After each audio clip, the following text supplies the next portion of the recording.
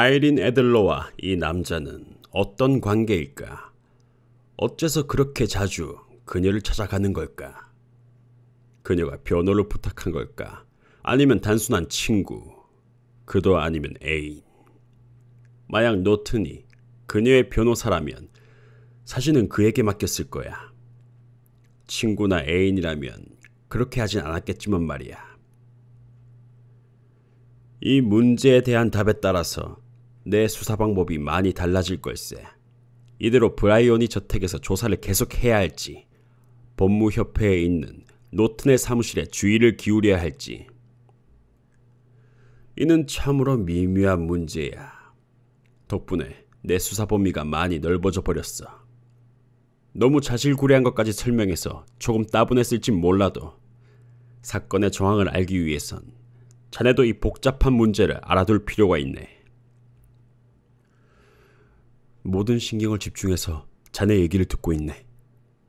내가 대답했다. 내가 그 문제로 고민하고 있을 때였어. 이륜마차 한 대가 브라이언이 저택 앞에서 멈추더니 그 안에서 신사 한 명이 뛰어내리더군. 아주 잘생겼는데 피부는 거뭇했고 매부리 코에 수염을 기르고 있었지. 조금 전에 알게 된 고드프리 노튼임을 난 바로 알아차릴 수가 있었어. 매우 다급한 일이 있었는지 마부에게 기다리라고 외치곤 문을 열어준 가정부를 떠밀듯 밀치고 집 안으로 뛰어가더군. 마치 집안의 구조를 잘 알고 있는 사람처럼 보였어.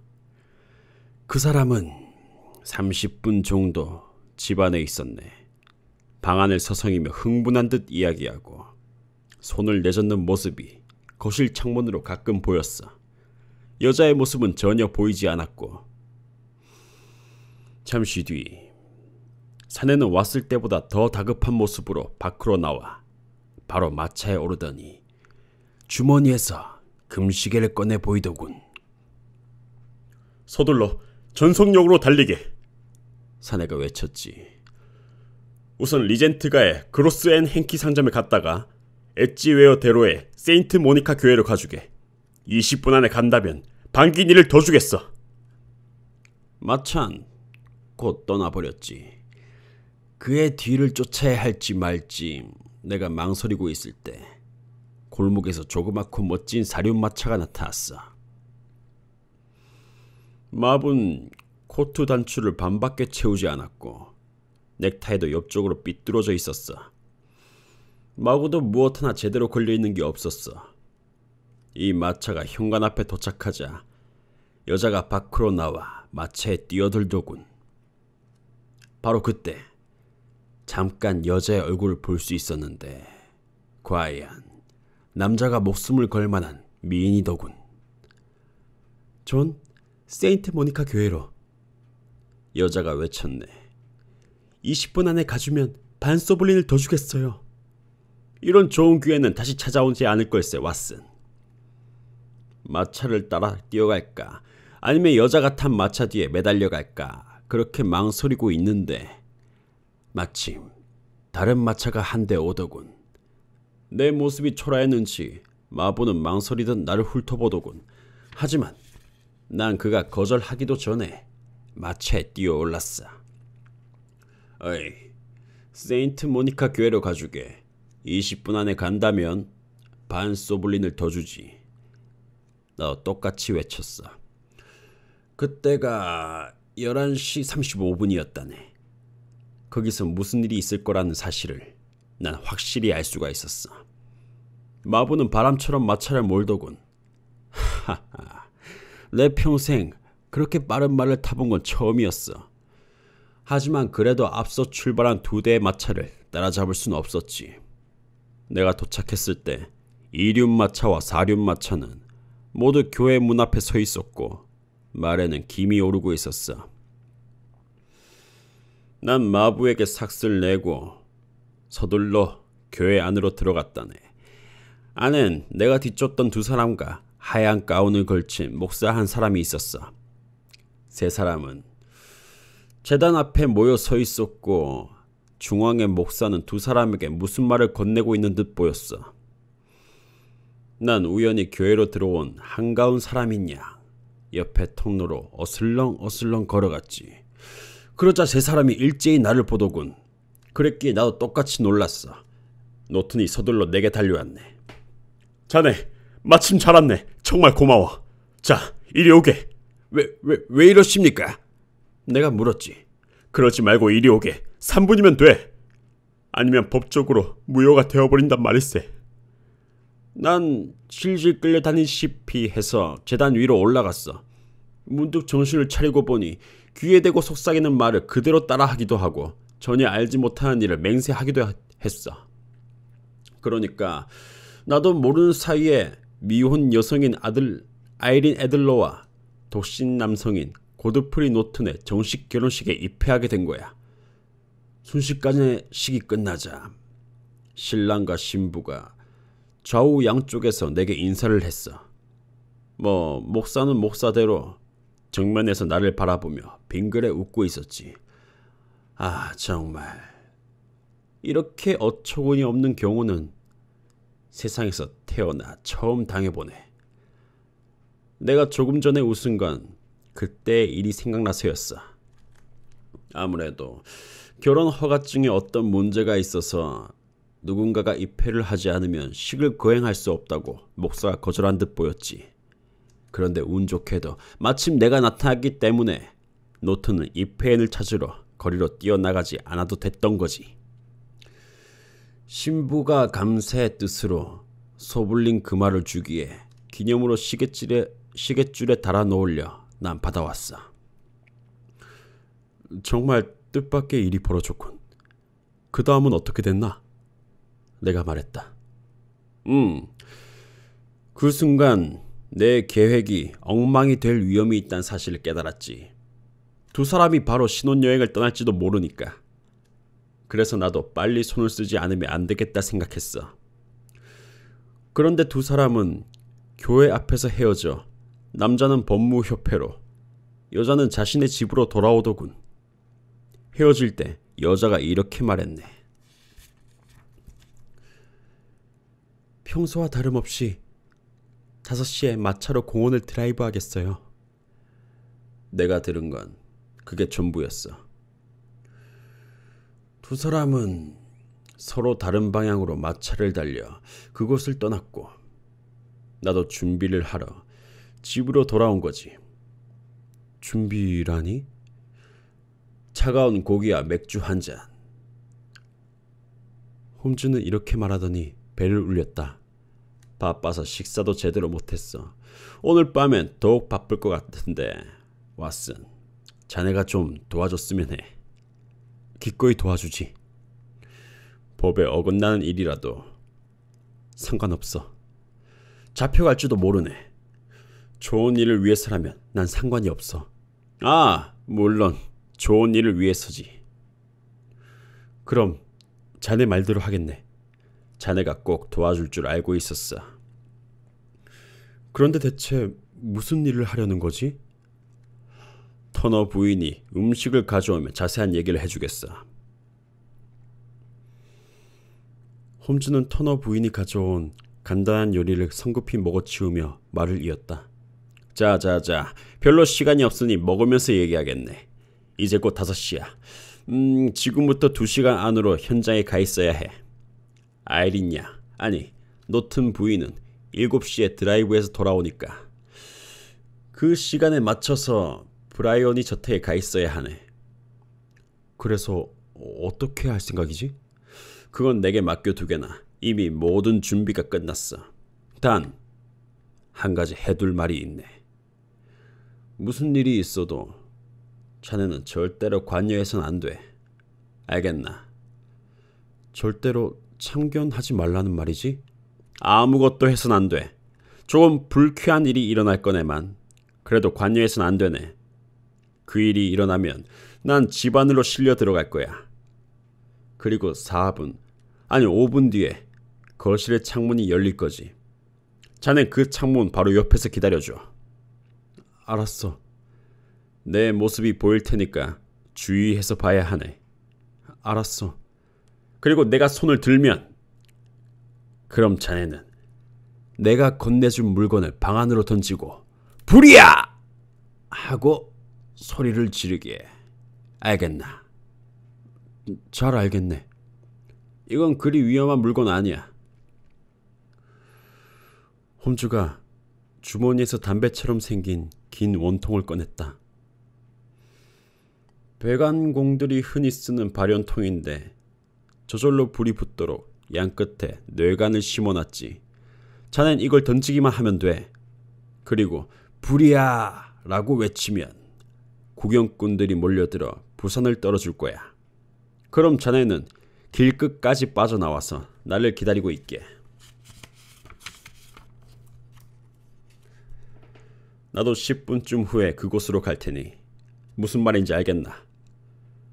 처음엔 그냥 지켜보고 있다가 창문 옆으로 다가간다. 그리고 자네를 보고 있다가 자네가 신호를 하면 이걸 던지고 불이야 라고 외친다.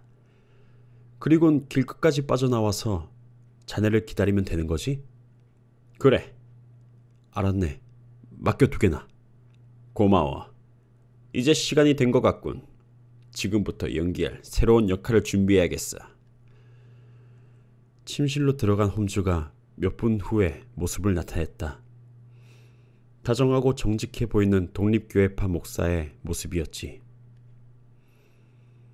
챙이 넓은 검은 모자, 헐렁헐렁한 바지, 하얀 넥타이, 친절함을 느낄 수 있는 미소와 다정하고 인정 많은 눈빛으로 그는 나를 바라보았다. 유명 배우인 존 헤어가 아니고서는 연출해낼 수 없는 분위기였다. 홈즈는 그저 옷만 갈아입는 게 아니었다. 표정, 태도, 마음까지. 그것 전부 새로운 역에 따라 바뀌어 버리는 것이다. 홈즈가 범죄 전문가가 됨으로써 연극계는 뛰어난 배우를 한 명, 그리고 과학계는 날카로운 이론가를 한 명 이룬 셈이다.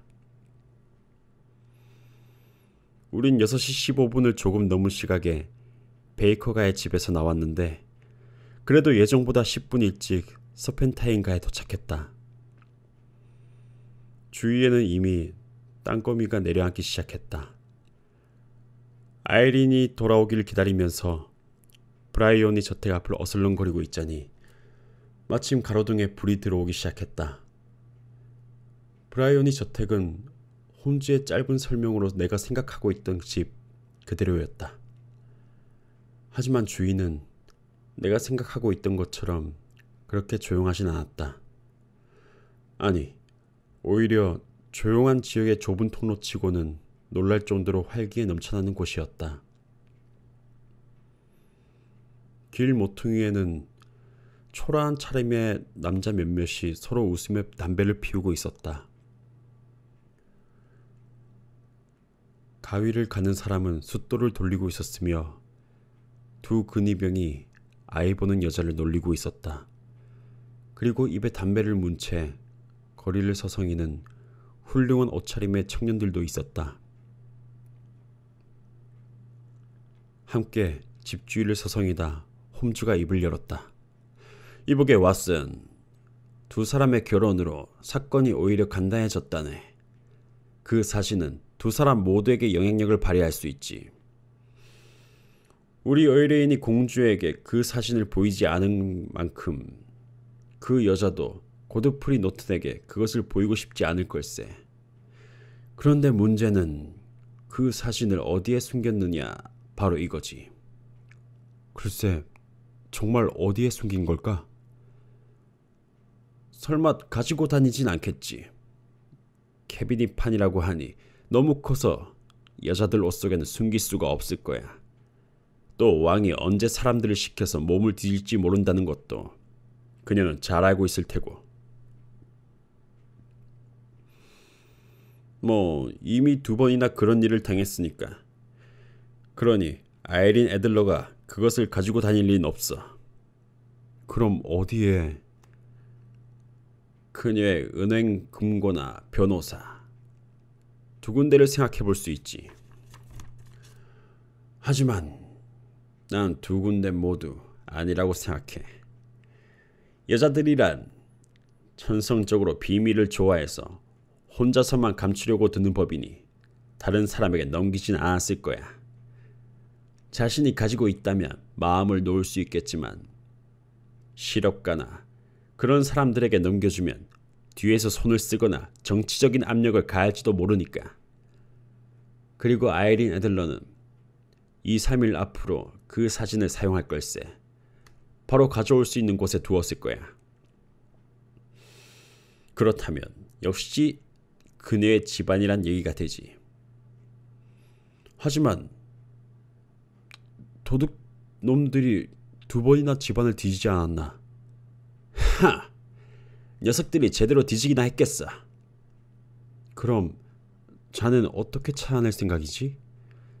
찾아낼 생각은 없지. 그럼 어떻게 하겠다는 거지? 저쪽에서 그곳 위치를 말하게 하는 거지. 그걸 말해주겠나? 말하지 않고는 못 베기게 만들어야지. 가만, 마차가 오는 소리가 들려. 아이린 애들러의 마차야. 그럼 내가 말한 대로 확실하게 해주게나. 그 순간 거리의 모퉁이를 돌아 마차의 불빛이 보이기 시작했다.